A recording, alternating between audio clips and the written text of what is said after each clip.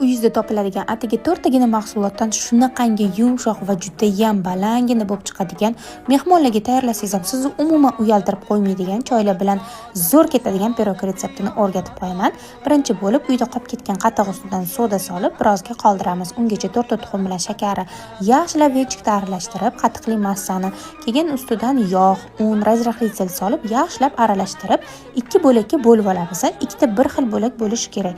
O'zimizga qulay qolibga bir bo'lagini solamiz va xohishga ko'ra o'rtasiga men olchadan foydalandim. Siz bo'lsa uyingizda qolib ketgan yeyilmayotgan murabbodan foydalansangiz ham bo'ladi. Uni ustidan ikkinchi xamirni quyib, ustidan yong'oqlarni sepamiz va 160 gradusga 50 minutga pishirishga yuboramiz. Ungacha bo'sh o'tirmasdan uylarimni hammasini veletadan olgan shunaqangi qulay va zamonaviy shvabram bilan oppoqqina qilib yaltillatib oldim. Ko'rib turganingizdek, pirogimiz ham pishib chiqdi.